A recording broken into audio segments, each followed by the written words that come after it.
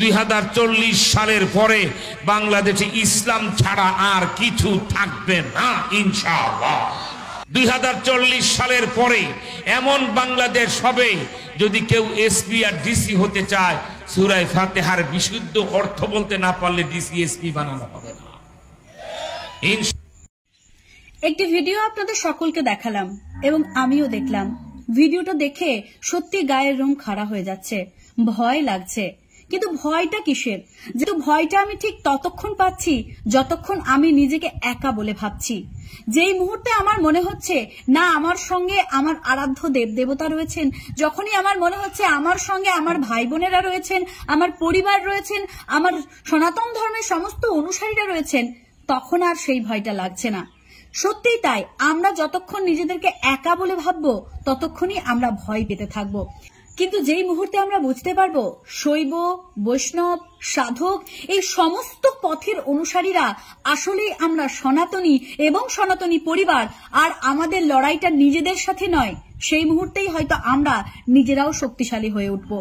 আমরা কখনোই নিজেদের সঙ্গে নিজেরা লড়াই করব না।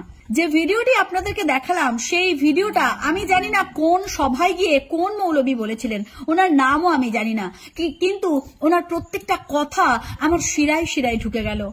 এমন কেউ বলতে পারে? এমন বলা যায় কখনো? বাংলাদেশে এখনো অনেক সনাতনী পরিবার রয়েছে। যে মুসলিম মৌলবী মানুষটা এই ধরনের একটা কথা বলল, আপনারা বাংলাদেশি মুসলিমরাও কি এই একই কথায় বিশ্বাসী? এবং আপনারাও মনে করেন যে হ্যাঁ, কিছু বছর পর বাংলাদেশে আর একটাও হিন্দু থাকবে না? ওই ভিডিওটি দেখলাম আর আমি একটুক্ষণ ভাবলাম যে একটা মানুষ কি করে এতটা অমানবিক হতে পারে? কতটা অমানবিক হলে এমন কথা বলা যায়? হয়তো বলবেন অমানবিকতার কি হলো? হলো না, অমানবিকতার কি হলো সেটাই আমি বোঝাচ্ছি। এই যে উনি বললেন 2040 সালে বাংলাদেশে আর একটাও হিন্দু থাকবে না। হয় তাহলে হিন্দুদেরকে আপনারা তাড়িয়ে দেবেন, আর না হয় আপনারা হিন্দুদেরকে মেরে ফেলবেন, আর না হয় জোর করে হোক, কৌশল করে হোক, ছলনা করে হোক, ভালোবেসে হোক হিন্দু ধর্ম থেকে মুসলিম ধর্মে রূপান্তরিত করবেন। এই তিনটি রাস্তা ছাড়া তো আর এই কথাটা সত্যি করার কোনো উপায় নেই। আপনাকে এই তিনটি রাস্তা দিয়েই যেতে হবে, তবেই আপনি এই 2040 সালে বাংলাদেশে একটাও হিন্দু থাকবে না এই কথাটিকে সত্যি করতে পারবেন। হয় সবার হাত পা কেটে মেরে ধরে তাদেরকে খুন করে দাও যত সনাতনী আছে, আর না হয় তাদেরকে ফুসলিয়ে ফাসলিয়ে ভালোবেসে তাদেরকে মায়ার জলে জড়িয়ে তাদেরকে বিভিন্ন রকমের প্রলোভন দিয়ে বিয়ে করে মুসলিম করে নাও, আর না হয় তাদেরকে বাংলাদেশ থেকে ঘাট ধাক্কা দিয়ে বের করে দাও, আর তাদেরকে আশ্রয় দেবে ভারতবর্ষ। তাই তো আপনাদের এই যে কৌশল বা আপনাদের এই যে কথা, আপনাদের কথাতেই তো বোঝা যাচ্ছে কতটা হিংস্রতা আপনারা ছড়াচ্ছেন। আপনারা অনেকেই আমার জন্য বলেন যে আমি নাকি অন্য ধর্মের মানুষদেরকে বিদ্বেষ ছড়াই, আমি নাকি অন্য ধর্মের মানুষদেরকে পছন্দ করি না। কিন্তু এই কথাগুলো শোনার পরেও কি আপনারা চুপ করে থাকতে বলবেন? এটা কেমন কথা?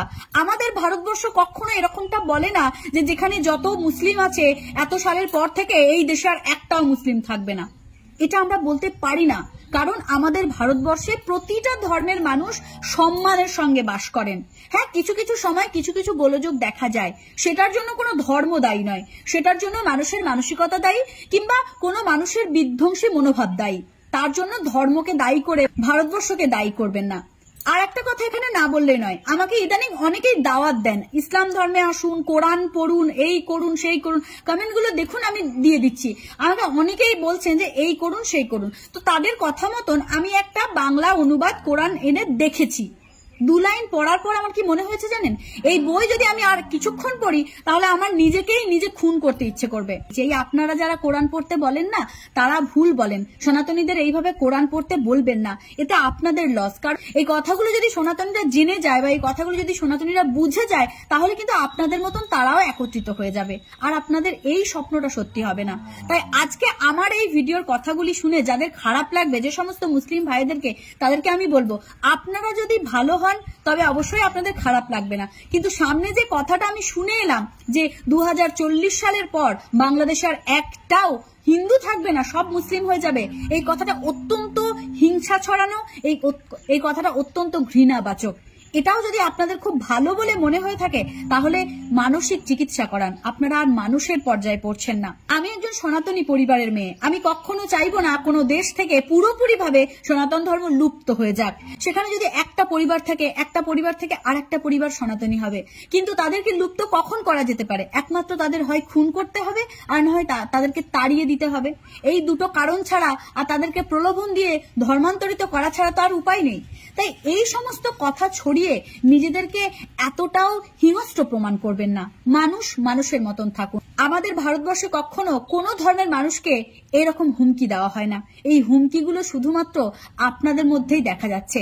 এই কথাগুলো বলে নিজেদের ধর্মটাকে এতটাও বর্বরচিত করে তুলবেন না। আশা করি কোনো ধর্ম মানুষ খুন করতে শেখায় না।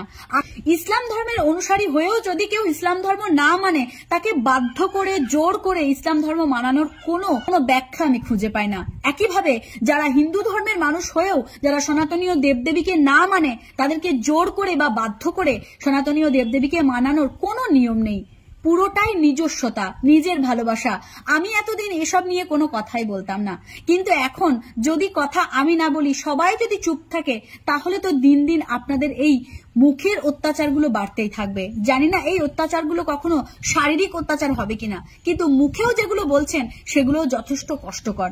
এই কথাগুলো প্রচার করবেন না। এই কথাগুলোতে কিন্তু প্রতিটা মানুষের মনেই আঘাতের সৃষ্টি হচ্ছে। তো দেখা হচ্ছে নতুন কোনো ভিডিওতে, নতুন কোনো দিন। ততক্ষণের জন্য সকলে ভালো থাকবেন, সুস্থ থাকবেন। জয় শ্রীকৃষ্ণ, রাধে রাধে।